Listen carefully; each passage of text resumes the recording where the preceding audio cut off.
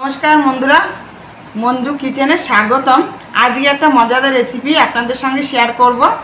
এইটা আপনারা সবাই চেনেন, এটা হচ্ছে কাঁঠালের দানা। এই দানা দিয়ে কিভাবে সুন্দর করে মজাদার রেসিপি তৈরি হয় এটা করে আপনাদের দেখাবো। আপনারা আমার সঙ্গে থাকবেন। আর এই দানাটা কিভাবে কাটতে হয় কাটাটাও আপনাদের দেখাবো।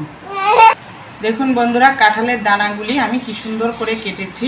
এইভাবে কেটে নেবেন। এর একটা লাল পোর্শন আছে, এইটা থাকলে ভালো লাগবে না। আর এইভাবে কেটে যদি সিদ্ধ করা হয় একদম মুলায়েম নরম হয়ে যাবে। এটাকে আমি এখন সিদ্ধ করে নেব। এই যে কাঁঠালের দানাগুলি ধুয়ে ভালো করে চটকে ধুয়ে নিয়েছি। দেখেন বন্ধুরা, একদম পাতলা সুন্দর পরিষ্কার জল। এটা আমি সিদ্ধ বসিয়ে দেব। বন্ধুরা বসিয়ে দিয়েছি। এবার সামান্য নুন দেব। নুন দিয়ে এটাকে সিদ্ধ বসিয়ে দিলাম। 5 মিনিটের মধ্যে সিদ্ধ হয়ে যাবে।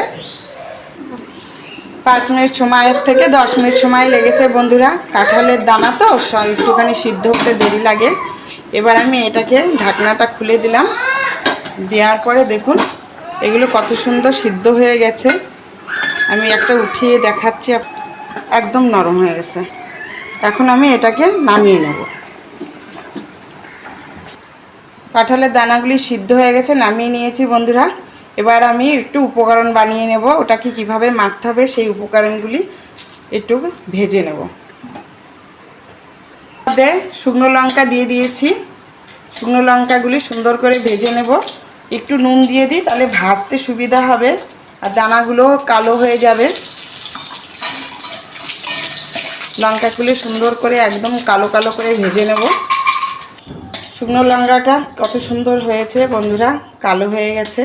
এভাবে কালো করে ভেজে নেবেন। এখন এটা আমি উঠিয়ে নেব। এর মধ্যে আমি একটু কালো জিরে দিয়ে নিয়েছি। কালো জিরেটা ভাজা হয়ে গেলে এবার আমি কিছু পেঁয়াজ দিয়ে দেবো। আর এটা সর্ষের তেল দিয়ে করবেন, নাহলে কিন্তু বন্ধুরা খেতে ভালো লাগবে না। দিয়ে দিয়েছি। পেঁয়াজটা একদম লাল লাল করে ভেজে নেব। পেঁয়াজটা এইভাবে ভাজবেন, একদম লাল লাল করে ভেজে নেবেন।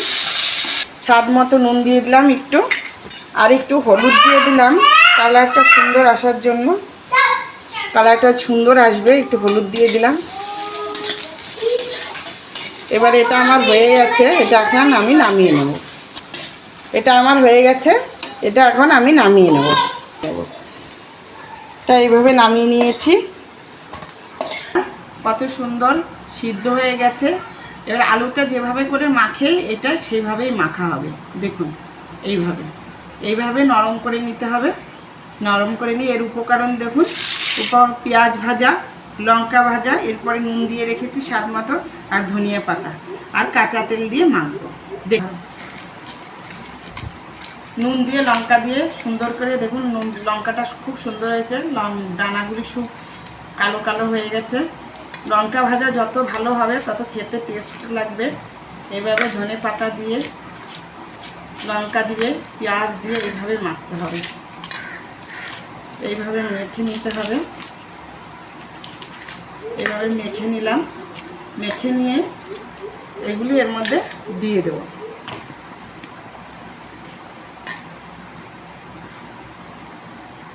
দিয়ে দিলাম। দিয়ে এভাবে নরম করে যেমন আলু মাখে সেইভাবে মাখতে হবে। পুরা কত সুন্দর মেখে নিয়েছি। হাত দিয়ে সুন্দর করে চটকে মাখবেন। আর এইভাবে দানা মাখবেন। অনেকে ভর্তা বলে, আমার ভালো লাগে না কথাটা শুনতে, তার জন্য আমি এটাকে মাখা বলি। এইভাবে আমরা মেখে গরম ভাতে খাবেন। খেয়ে দেখবেন কত সুন্দর লাগবে। এইভাবে মাখবেন, চটকে মাখবেন। এইভাবে মেখে গরম ভাতে সবাই মিলে খাবেন। মাছ মাংস কিছুই খাবেন না, এই মাখা দিয়ে আপনি পুরো এক থালা ভাত শেষ করে দেবেন। এখানে তেল দিয়ে দিলাম উপর দিয়ে।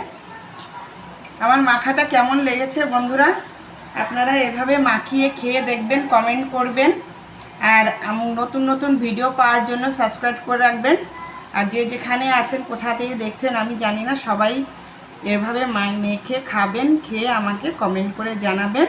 ধন্যবাদ বন্ধুরা।